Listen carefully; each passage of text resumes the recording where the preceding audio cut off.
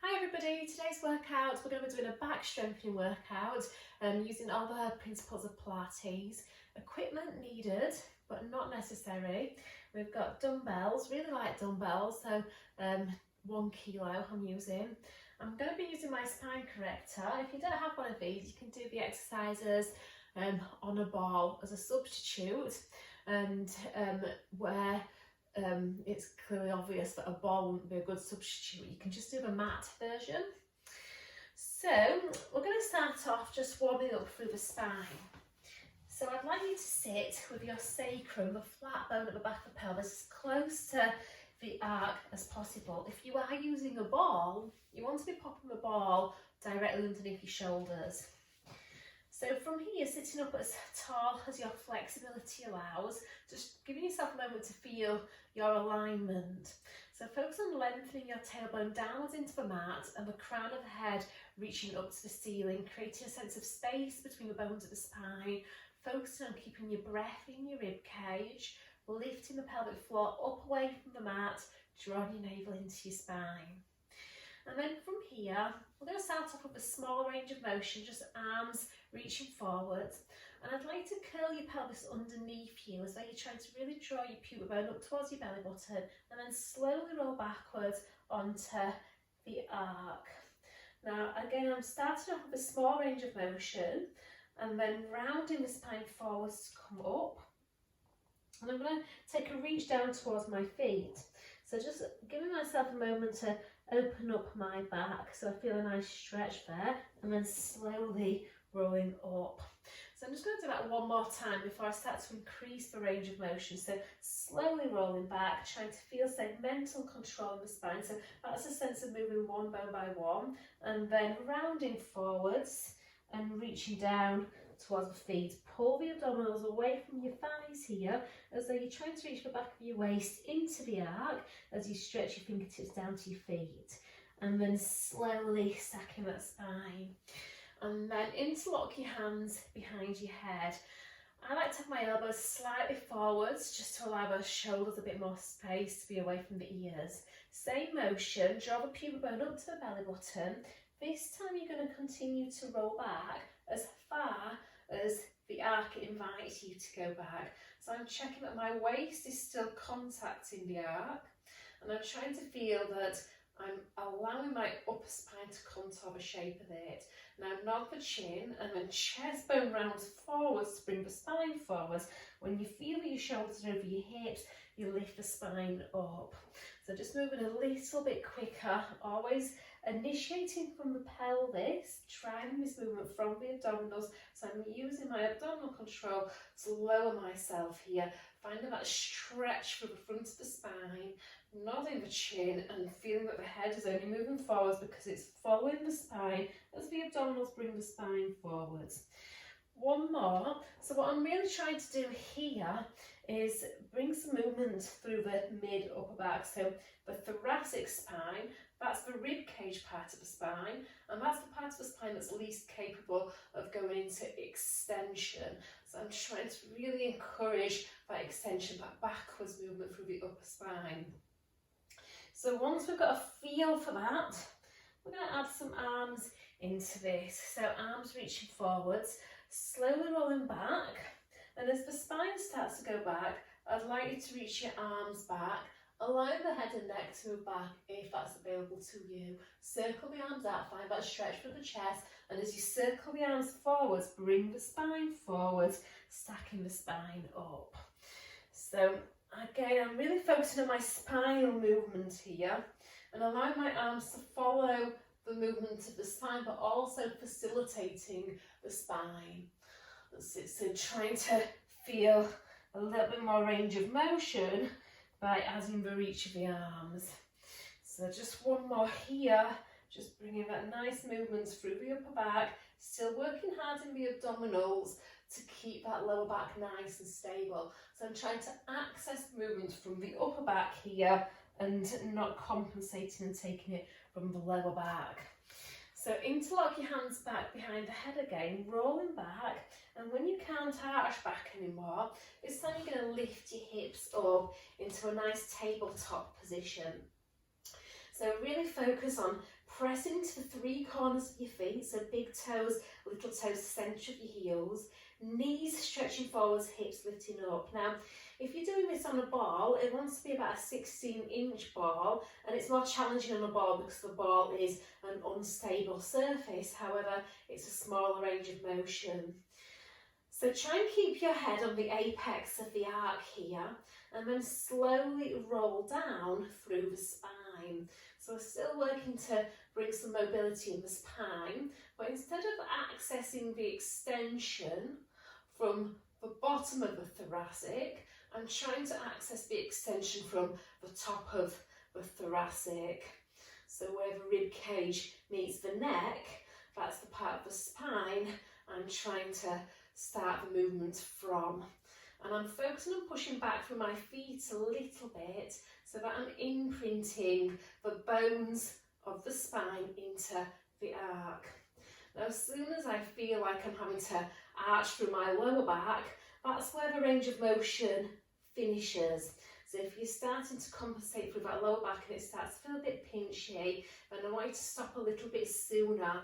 So we're really just trying to ask those bones that run up the back ribs to go into a lengthened position. Now, challenging this more, reach your arms behind you, and I am not fussy for shoulders lift up to the ears here. And in fact, you can allow that to happen. So you're stretching from your elbows into your waist, and we're really stretching through the lats here, the side back muscles. Feel that sense of your arms really pushing backwards to the wall behind you as you stretch your hips forwards towards the heels of your feet. So really trying to create length in the spine, but I'm still trying to feel that segmental control, trying to contour the shape of the spine, the shape of the arc with the spine. So really good for stretching the front of the spine. So I want you to make this one the last one, and this time you're going to lower to your point of control and then reach the arms up, nod the chin and bring the head forwards. And then just push yourself up to sit in. This time you're going to put your hands on the side of the arc, push into your feet. Now your substitute here will be just to do this on the mat instead of using the spine corrector.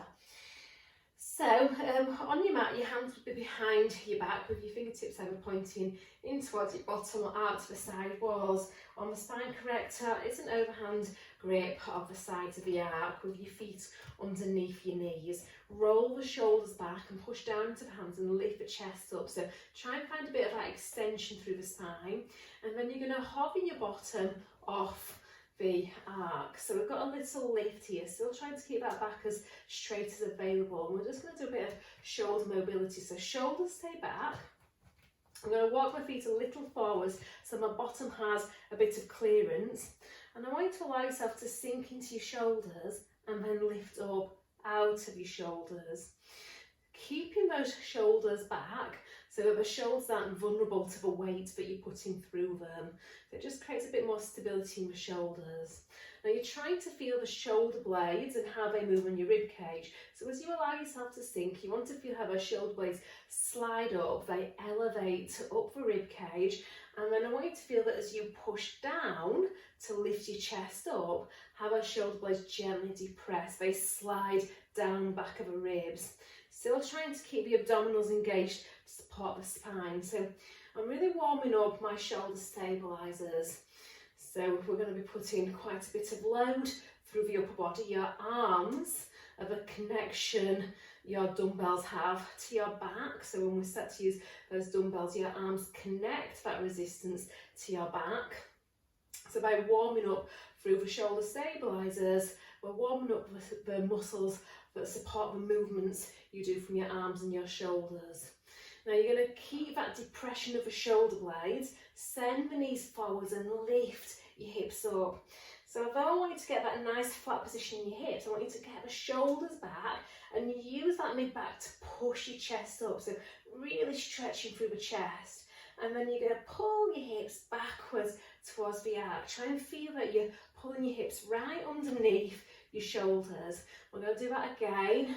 So find that stretch through the front of the body, eyes looking forward, so we're not allowing the head and neck to tip back. So keep pushing that body up, stretching through the front of the body, really pulling that belly button in, and then bringing your hips back. We're going to do a straight leg version, so a little bit more ask through the body, keeping that shoulder stability. So lifting those hips, finding that straight diagonal from crown of the head to toes. You're going to lift one leg up, lower down, lift and lower down, and then lower the hips. So we're going to do that 2 more times, keeping a level pelvis, but really working on pushing down into the heels of your hands. So creating a little bit of ground reaction force. So when we push down, that energy has to return, and that gives you the lift up, and it activates through the middle back. Walking your feet in now, and just reach down to your toes. So stretch all of that out. Now, if you've not got a spine corrector, I want you to do the next sequence of work kneeling, just kneeling onto your 2 knees. So we're going to grab the dumbbells, and what I'd like you to do with those dumbbells is just hold them in each hand, and remember light weights because we're going to be doing high reps. Find that good shoulder position, so chest open, collarbones wide, and then you're going to hinge forwards from your hips. So think of sending the sit bones backwards to the wall behind you, and focus on pulling your chest forwards on the opposite diagonal. Nice straight arms. I'm going to go into a wide row. So you're going to bend your elbows out to the side walls. The hands roughly the width of the elbows, and we're really leading from the elbows. Now initiate that row from your shoulder blades. So try and feel that your shoulder blades are the first part of your body to move. So the shoulder blades gently retract into the spine as you pull the elbows back. So you really want to feel that the pull of your arms is coming from your back. Reaching the elbows away from the centre of the chest, trying to be aware of head and neck alignment. I've got a really bad habit of dropping my head down like that, so I always have to think about that space between my chin and my chest. Now next time you row, you're going to hold the row and then externally rotate. So you're bringing your arms into a position I call goalpost position. Reverse the rotation and then reach down. So feel that you're trying to frame your head between your arms when you do this. So on that rotation, we want to try and feel the upper arm bone turn backwards in its socket, and we want to feel that we're initiating that from where your arms meet your shoulders, so that's a spinning sensation in the socket here.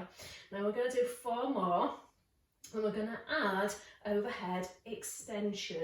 So extending those elbows, rebending back to that goalpost position, and then reaching back down. So as we extend overhead, you're using the reach of your arms to further extend through the spine. So it helps you get that activation through your upper back extensors. So I'm still trying to think of the oppositional reach between the crown of my head and my tailbone. Now keep the arms straight, turn the palms in, pull the shoulders down, and we're going to do 10 pulses. So 10, 9, 8, 7, 6, 5, 4, 3, 2, 1, and then release, and then just hug your thighs, stretch your back out. And then from here, slowly rolling up, we'll just leave the weights to the side for now, and I'm going to swivel around to the other side. So bringing your knees into the crevice, and again, if you've not got the spine corrector, you just do exactly the same exercise but the mat version of it. So I want you to bring your pelvic bones on the apex of the arc here. There's no one size fits all, it's that sweet spot where you feel that your pelvis is really grounded on the arc. So my 2 pelvic bones and my pubic bone are fully contacting it, and then you're going to allow your spine to contour the shape of the arc. If you've got a ball, putting a ball underneath your chest can simulate the work on the arc quite nicely. So have a scoot around, feel where that sweet spot is, and just allow the bones at the back of the spine, so your facet joints, to open up. So it's quite a welcome stretch here. So really try and stretch through your back muscles. lengthen the legs, draw your pubic bone slightly up towards your belly button, shoulders lengthen away from the ears. You're going to hover your head, nose is pointing down, shoulders lengthen away from the ears, start to reach your chest bone forwards and upwards to where the wall meets the ceiling. So we're trying to create that nice back bend through the spine, and then bend the elbows and just allow the body to come down. Now if you want a bigger range of motion, slide the hands closer to the arc, shoulders down. Feel that you're dragging your hands backwards to pull your chest more forwards and more upwards. Again, keep pushing your legs back.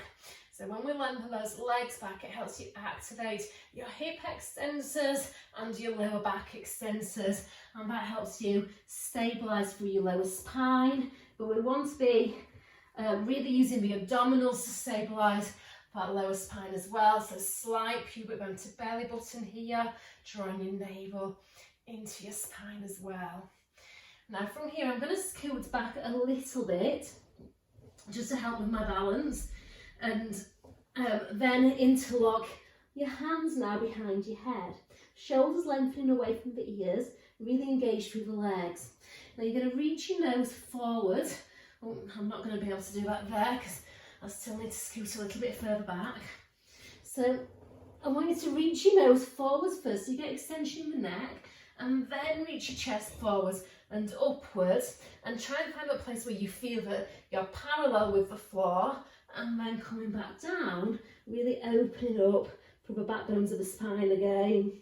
I'm getting a bit lost in my t-shirt, so nose reach forwards. Check that you're not hyperextending your neck though, so we don't want loads of creases through the back of the neck, and really pull that chest forwards and upwards, so we're activating the back extensors, and then coming back down. I'm going to add some rotation, so you're going to reach forwards and upwards, keep those legs active, and then you're going to reach one elbow downwards and one elbow up, coming back to the centre, and then changing sides. So I'm focusing, guys, on initiating this from my rib cage. So I'm not trying to pull on my head with my hands. I'm trying to stabilise through the pelvis here. So one more each side. So really trying to turn and hold that lift of the spine. So the back extensors and the abdominals are having to work here. And then releasing down. And then put your hands on the arc, push yourself up, slide your knees in, and just have a child's pose, have a little release. Okay, so we're going to move the arc just out of the space. So just sliding it back. And then just finishing off with a little bit of quadruped movement. So grabbing the dumbbells again. So in this position, and you can do this with one or you can double up and do this with two. I want you to find that neutral alignment. So back is level at the top of the table, eye gaze forwards at your hands, shoulders lengthening away from the ears. Feel the lift of the chest, the ribs, the lower belly. Now you're going to take those dumbbells, one or two, up to you, and then I want you to reach them out to the side and then control the lowering of those weights. So you might have to bend your elbow as you lower so that the weights can clear the floor. When you're lifting out to the side, your focus is to lead with the back of your hand. So the back of your hand wants to feel like it's reaching up to the ceiling, initiating the lift from the shoulder blade, and just trying to keep your chest and your pelvis square to the mat. If you can challenge it more, lift the opposite knee as you lift the weights. That's it. And then we're really lighting up the whole posterior chain here. So really having to work those back extensors to stabilise. We're really working the lats and the glutes and the obliques here. So there's a lot of control needed for this exercise. So you're going to lift up and stay up. We're going to do 10 pulses. So 10, 9, 8, 7, 6, 5, 4, 3, 2, 1, and release. And then we're going to switch sides. So taking those weights checking your space, shoulders down, abs engage, and then just taking the weights out to the side and down, making sure that, unlike me, you've got enough space to take those weights out to the side. So chest should be centered between the two hands. There should be no shifting of the hips here. Gravity is always going to try and sink the spine downwards to the floor. So you've got to keep that upwards energy of the torso, that sense of lifting your chest, your ribs, your lower belly up into your spine, pushing the floor away from you with the strength of that supporting arm. Adding the knee lift, which creates a rotational challenge now. So you're having to resist gravity sinking that lifted hip, that lifted shoulder down to the floor. So really challenging your balance when you do this. Making sure that when the lift happens, of the arm and the knee, there's no sinking through the lower back. You're going to hold that lift on that next one, keeping that level pelvis. We're going to pulse for 10, 9, 8, 7, 6, 5, 4, 3, 2, 1, and release. And then just stretching out your back. So reaching your arms forwards, trying to stretch from your elbows into your waist, pushing your hips back onto your heels, and then you're going to walk your hands on a diagonal and just feel that you're pushing your hips and your arms on opposite diagonals. So you're trying to create more space on the side that you're reaching away from, coming back to the centre, changing sides. So stretch from your elbow into your waist. Feel that diagonal line from fingertips to hip on that side that you're reaching away from, engaging those abdominals, and then release. And that was short, it was sweet and a little bit sweaty. Thanks guys, bye.